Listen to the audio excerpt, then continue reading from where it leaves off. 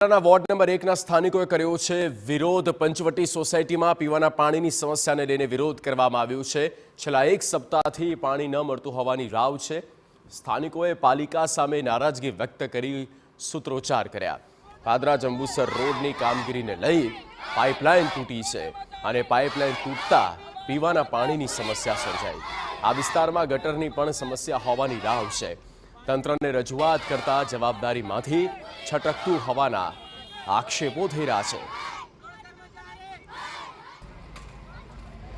આટલા 9 દિવસથી સોસાયટીમાં પાણી આવતું નથી। નગરપાલિકા એવું કહે છે કે રોડ ખાતાવાળા જોઈન્ટ કરે, પાઇપ તોડી નાખી છે તો રોડ ખાતાવાળા કર્મચારી એવું કહે કે નગરપાલિકા કરે। એમાં અમે પાણીથી વંચિત રહીએ છીએ। તો આ પાણી એ પીવાની મૂળ જરૂરિયાત વસ્તુ છે, પીવામાં, કપડા ધોવામાં, બધામાં। તો પણ આ લોકો પોતપોતાની મરજીનું કામ કરે છે, કોઈ રિપેરિંગ કરવા નહીં આવતું, બધા એકબીજાની માથે ઢોળા કરે છે। અમારી ગટર ઉભરાઈ છે અને પાણી નીકળતું નથી। પાણી બધું અમારું એક્ઝામ થાય છે। અમારે પીવાનું પાણી આજે 15 દાડાથી નથી। અમે ઉધાર ઉછીનો કરીને ગમે ત્યાંથી પાણી મંગાવીએ છીએ અને પાણીની બહુ તકલીફ પડે છે અમને।